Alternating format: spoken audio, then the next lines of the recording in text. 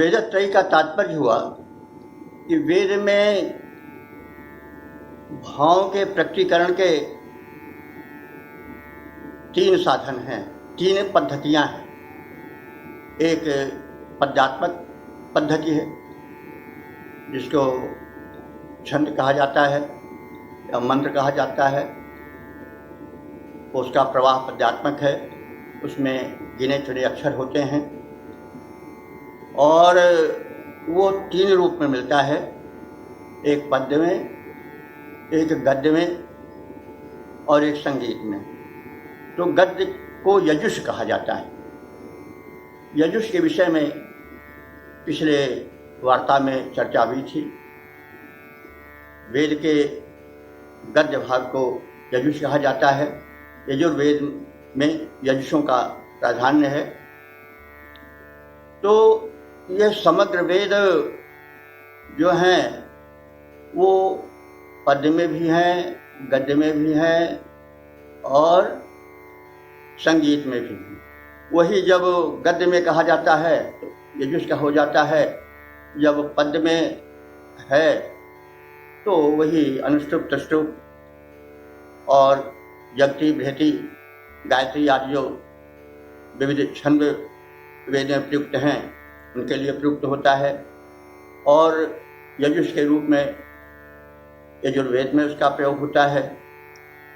तो ये 3 विधाएं जो हैं वो वेदत्रयी कहलाती हैं। और वेदत्रयी का मतलब नहीं हुआ कि किसी वेद का इसमें निष्कासन किया गया है।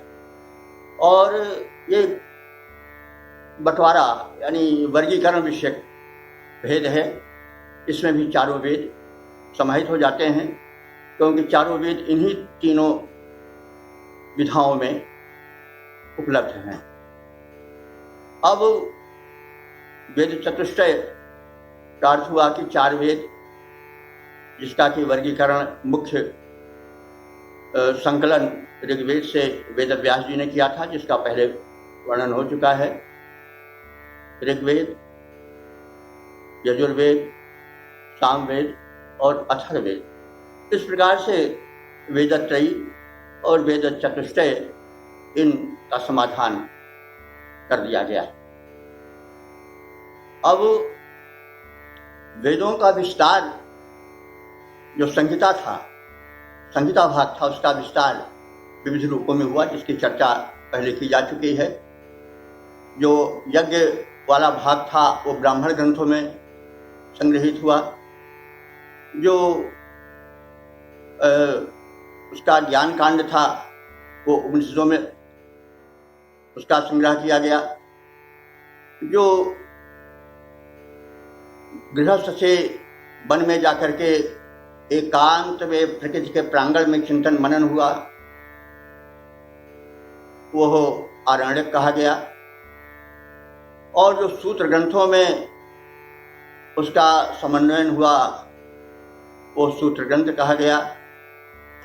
और फिर वेद का विस्तार ही समग्र भारतीय संस्कृति में है। और देखा जाए तो विश्व की जितनी विचारधाराएं हैं, जितने धर्म हैं, जितने पंथ हैं, सब पर वेदों का ऋण है। वेदोखिलो धर्म मूलम इसीलिए कहा गया है कि समस्त धर्म, धर्म माने विचारधारा का जो मूल है वह वेद है। तो वेद का विकास जैसा भी कहा गया है, संहिता के बाद शाखा प्रशाखा के रूप में वह ब्राह्मण ग्रंथ में, आरण्यक ग्रंथ में, उपनिषद ग्रंथ में, सूत्र ग्रंथ में हुआ। फिर रामायण काल आया, महर्षि वाल्मीकि मुख्य वेद प्रचारक हुए।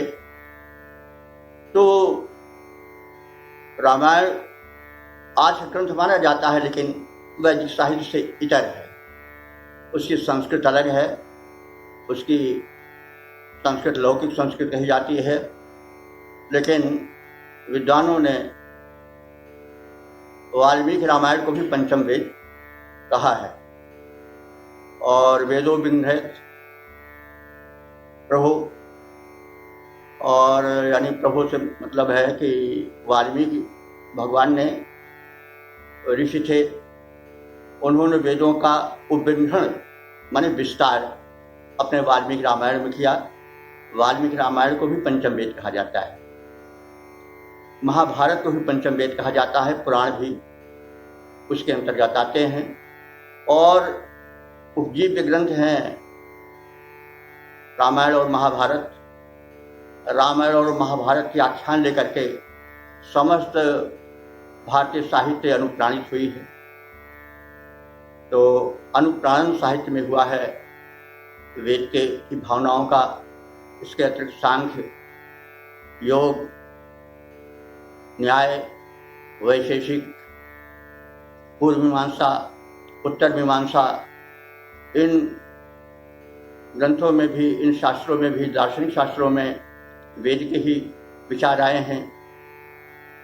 तो कहने का तात्पर्य है कि वेद ही की भावनाएं समग्र भारतीय वाङ्मय में विस्तृत है। तो अब इसके साथ साथ वेदांग पर भी संक्षिप्त चर्चा हो जानी चाहिए। वेदांग का अर्थ होता है वेद पुरुष है, तो पुरुष के अंग है, और अंग का क्या महत्व शरीर में है कहने की आवश्यकता नहीं है। तो वेद वेदांग तत्वज्ञों, इसलिए किसी महापुरुष का नाम दिया गया, चाहे राम का या कृष्ण का, उनको वेद और वेदांग का तत्वज्ञ कहा गया। तो वेद के साथ वेदांग का जानना आवश्यक है। तो वेदांग 6 कहे जाते हैं। तो 6 वेदांगों में कल्प, शिक्षा, ज्योतिष, व्याकरण, छंद, निरुक्त, ये सब आते हैं। तो कल्प में कैसे कल्पित की जाती थी, बनाई जाती थी यज्ञ वेदियां, यज्ञ के विधि विधान किस प्रकार से एकत्र करके रूपायित किए जाते थे, इसका वर्णन है। और इसके साथ ही साथ जीवन को भिन्न भिन्न रूपों में, गृह सूत्रों में और धर्म सूत्रों में विभाजित किया गया है। ये भी कल्प के अंतर्गत आते हैं। जैसे गृह सूत्र है, गृह सूत्र में 16 संस्कार आते हैं मुख्य रूप से। मनुष्य में गर्भाधान से लेकर के यानी जन्म के पूर्व, और फिर गर्भ, और फिर जन्म लेने, फिर उसके बाद कर्णछेदन, विवाह, फिर अंत में तो अंतिम संस्कार होता है दाह संस्कार, वहां तक का वर्णन है। इस संस्कार का अर्थ होता है सुधारना, संवारना। संस्कारों द्वारा जीवन का उबड़ खाबड़पन सुधार दिया जाता है, उसको पालिश रूप में पेश किया जाता है। इसलिए हमारे यहाँ संस्कारों का बड़ा महत्व है। तो यह गृह सूत्रों में है। और कल्प साहित्य के अंतर्गत आते हैं धर्म सूत्र, जिसमें कि धर्म, अर्थ, काम, मोक्ष, इस रूप में जीवन को 4 भागों में बांटा गया है। जीवन का अर्थ है धर्म माने कर्तव्य या करणीय कर्मों को करना, और फिर यही नहीं, अर्थ भी उपार्जन करना चाहिए। और फिर उसके बाद उस धन का उपभोग ही न्यायपूर्वक करना चाहिए। ऐसा नहीं मनमानी नहीं, दोनों अतिवादी हैं। धन का मनमानी अपव्यय भी अतिवादिता है, वेद वर्जित करता है। और धन का उपभोग न करना और उसको लगाए रहना, न खाए न खाने देना, ये भी गलत है। इसलिए धर्म, अर्थ ही, और फिर उसके बाद काम माने उसका उचित उपयोग, और फिर अंत में मोक्ष। मनुष्य इस कहीं से आता है, कहीं चला जाता है। इस धरती पर उसका जीवन सदा के लिए नहीं रहता, कुछ वर्षों के लिए रहता है। इसलिए इस आवागमन के चक्र से मुक्ति के उपाय सुझाए गए हैं। यद्यपि वेद प्रवृत्ति मार्गी हैं, उसमें यह संदेश है कुर्वन्नेवे कर्माणि जीवे शतम सवाह, हम कर्म करते हुए 100 वर्ष तक जिए, निठल्ले बैठ करके नहीं।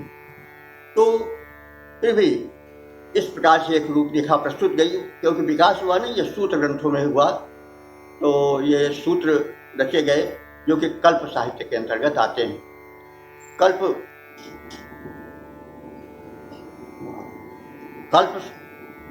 साहित्य में ऋणत्रय की भी योजना है। जैसे मनुष्य जन्म लेते ही कुछ ऋण भार लेकर आता है। वो क्या है? मातृ ऋण, पितृ ऋण, देव ऋण, ऋषि ऋण। तो मातृ पितृ ऋण या उसको पितृ ऋण भी कह सकते हैं। दोनों मिलकर के, माता पिता दोनों मिलकर के पितृ ही कह जाते हैं। तो पितृ ऋण, हमें किसी ने जन्म दिया, किसी योग्य बनाया, तो हमें भी चाहिए कि हम योग्य संतान उत्पन्न करें, उसको सामाजिक गुणों से, मानवता के विकास के शुभ लक्षणों से युक्त करें और उसे मनुष्य बनाएं। और इस प्रकार से हम पितृ ऋण से ऋण हो सकते हैं। और माता पिता की सेवा तो ही है, वो तो कर्तव्य है। तो ये पितृ ऋण हुआ। फिर देव ऋण। देव कौन है? ये पृथ्वी देवी है, वो भी देव ही है। आकाश भी देव है। अंतरिक्ष से ही झर करके विकास की किरणें आती हैं, जीवन की किरणें आती हैं। और सूर्य देवता है, उसी से जीवन मिलता है। पवन देवता है, जिन्हें मरुत कहा गया है। वो ना हो तो हमारा जीवन ही संभव नहीं है, संचार ही जीवन का न हो, सांस रुक जाए जीवन खत्म हुआ। अग्नि देवता हैं, वो शरीर में व्याप्त हैं, भोजन पचाते हैं और भोजन पकाते हैं और हमें ऊष्मा देते हैं। आहुतियों को ले जाकर के वायुमंडल को शुद्ध करते हैं, देवों तक पहुंचाते हैं। ये सब देव हैं। तो इन सबको, नदियां भी देवी हैं, वो भी देव ही हैं। वृक्ष वनस्पतियाँ भी देव हैं, जैसे पिपल देव कहा गया है, गौ माता कहा गया है। तो ये सब मानव जीवन के विकास में, उसके शोधन में आने वाले तत्व हैं, आने वाली वस्तुएं हैं। इनका भी हम पर ऋण होता है। हम धरती से, आकाश से और पवन से, जल से तमाम जीवन पाते हैं और उनके ऋणी हैं। तो उनका ऋण कैसे ऋण होगा कि हम वायुमंडल को स्वच्छ रखें, इसके लिए यज्ञ करें। जल में नदियों को देवी बनाया है, जल के में प्रदूषण न होने दें और हवन आदि से वातावरण शोधन करें। यही ऋण है। तो ये ऐसा करके ही हम देव ऋण से ऋण हो पाते हैं। ऋषि ऋण भी है, हमें ज्ञान मिलता है। ज्ञान के ही कारण आज हम प्राणियों में सर्वश्रेष्ठ हैं। भले ही हमें मनुष्य के पास सिंह की तरह, व्याघ्र की तरह पराक्रम न हो, भले ही हाथी की तरह बल न हो, लेकिन ज्ञान ऐसी चीज़ है, बुद्धि ऐसी चीज़ है कि वो सृष्टि के समग्र प्राणियों पर शासन कर रहा है। तो वो ज्ञान कौन देता है? इसके अतिरिक्त हमें तमाम हैं, लौकिक पारलौकिक ज्ञान, भौतिक आध्यात्मिक ज्ञान विद्वान ही देते हैं, वो ऋषि हैं। तो हमें भी चाहिए कि उस ज्ञान को दें। अगर नहीं देते हैं तो उसके संवर्धन में सहायक। कोई आवश्यक नहीं कि हम कोई काव्य नहीं लिख सकते हैं, कोई ग्रंथ नहीं लिखते हैं तो हम ऋण से नहीं मुक्त होंगे। हम उस ग्रंथ का, उस ज्ञान का प्रचार प्रसार करें, इस तरह से भी हम उस ऋण से ऋण हो सकते हैं। इसलिए यह भी ऋण रहता है कि हम दिव्य ज्ञान को प्राप्त करें। दिव्य ज्ञान क्या है? वेदों का ज्ञान है, रामायण महाभारत दर्शनों का ज्ञान है, आदि आदि। तो उनका ज्ञान प्रसार करें, जन जन तक पहुँचावें। तो इस प्रकार से हम ऋषि ऋण से ऋण होंगे। तो इन तीन ऋणों से भी ऋण होने की व्यवस्था हमारे यहाँ है। तो हाँ, तो यह तो हुआ कल्प नाम के वेदांग का वर्णन। तो कल्प ये वस्तुएं कही गई हैं। अब कल्प के बाद आता है शिक्षा। शिक्षा वेदांग। शिक्षा वेदांग में यह आता है कि वेद मंत्रों का उच्चारण कैसे हो। इसको हम फोनेटिक्स कह सकते हैं, ध्वनि विज्ञान। मंत्रों के उच्चारण में कहाँ पर कितना जोर दिया जाए, कहाँ पर खिंचाव किया जाए, कहाँ पर उसको धीमा किया जाए, यह रहस्य छिपा रहता है। और ऐसा न होने पर अशुभ हो जाता है। एक कथानक प्रचलित है, बहुत प्रचलित है कि त्वष्टा ने वृत्तासुर के विकास के लिए और इंद्र के विनाश के लिए यज्ञ कराया। उसमें मंत्र था इंद्र शत्रु यह यह स्वाहा। तो जापकों ने कुछ अशुद्ध कर दिया उच्चारण में, तो इंद्र पर जोर देने की जगह पर शत्रु कर दिया।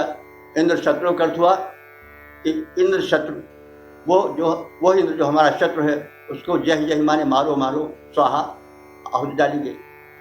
लेकिन उन्होंने इंद्र शत्रु पर जोर दे दिया, यानी इंद्र जिसका शत्रु है वह, अर्थात वृत्तासुर मारा जाए। तो उल्टा हो गया परिणाम, कहाँ इंद्र को मारने के लिए सारा कार्यक्रम हुआ था और कहाँ वृत्तासुर मारा गया। तो कहने के मतलब अशुद्ध उच्चारण बड़ा अनर्थ प्रस्तुत कर देता है। इसके लिए शिक्षा नामक वेदांग की रचना की गई। ये वेद का विस्तार ही है। इसके बाद ज्योतिष, वो भी वेदांग है। ज्योतिष में शुभ लग्न शुभ मुहूर्त का विचार होता है। यज्ञ या शुभ कर्म किस लग्न में किस योग में किए जाएं ताकि वे कुशलतापूर्वक निपट सकें। कभी कभी देखा जाता है कि जीवन में बड़े प्रयत्न के बाद भी सफलता नहीं मिलती है, कभी कभी सफलता मिल जाती है, क्योंकि इसका एक विज्ञान है। जो ग्रह नक्षत्र हैं वो अपनी अपनी किरणें फेंकते हैं और उन किरणों का जिस नक्षत्र में व्यक्ति का जन्म होता है उससे टकराता है जाकर के और उसमें एक ऊर्जा विशेष पैदा करता है। इसीलिए हम देखते हैं कभी कभी हमारे साधारण प्रयत्न भी बड़ी फलीभूत हो जाते हैं और कभी कभी बड़ी मेहनत करते हैं तो भी नहीं सफल होता। इसलिए हमारे यहाँ विचारणा की गई कि शुभ कर्म, क्योंकि यज्ञ का अर्थ केवल यज्ञ ही करना नहीं है। यज्ञ वही श्रेष्ठतम कर्म, जितने श्रेष्ठ उत्तम कर्म है वो सब यज्ञ है। तो शुभ कर्मों को करने के लिए हमें एक मुहूर्त की भी विचारणा करनी चाहिए। वो विचारणा जिस वेदांग में संग्रहित है वह ज्योतिष है। और फिर एक आता है वेदांग व्याकरण। व्याकरण मुखमासी, या व्याकरण को मुख कहा गया है वेद का, ज्योतिष को नेत्र कहा गया है। तो व्याकरण में शब्दों की व्युत्पत्ति कैसे हुई और शब्दों का परस्पर संबंध कैसे है, उसमें समास विभक्ति आदि का विचारणा होती है। वैदिक व्याकरण को प्रातिशाख्य कहा जाता है। तो प्रातिशाख्य व्याकरण भी वेदांग है। उसके बाद वेदांग आता है निरुक्त। निरुक्त में शब्दों की व्युत्पत्ति कैसे हुई, इसके यास्क मुनि है। निरुक्त बहुत प्रसिद्ध ग्रंथ है। तो निरुक्त में शब्द कैसे बने, कौन सी धातु थी, उनके में प्रत्यय लगाने से कैसे उसका रूप आगे बढ़ता है, आदि आदि।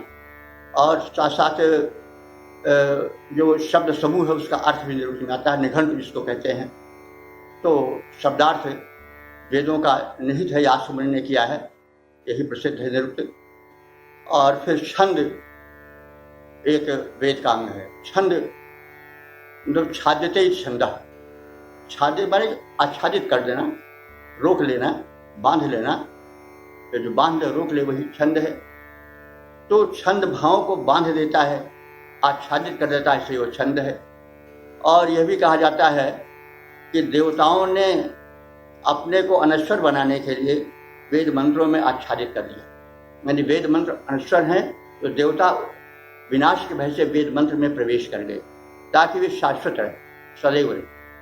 तो सदैव रहने के लिए वो उस वस्तु में प्रवेश किया जाए जो सदैव रहती है। तो वेद नित्य है जैसा बताया गया पहले। तो इसलिए उस आच्छादन में देवगण प्रविष्ट हो गए, इसलिए उसको भी छंद कहा जाता है। तो छंद में जो है वे निश्चित मात्राएं होती हैं, ह्रस्व दीर्घात का विचार होता है। और वेद में अनुष्टुप, त्रिष्टुप, बृहति, जगति, गायत्री भी छंद ही है, इन सबका समावेश है। तो ये सब छंद है। तो इस तरह से वेदांग में ये 6 बताए गए और ये भी इनका भी बड़ा महत्व है।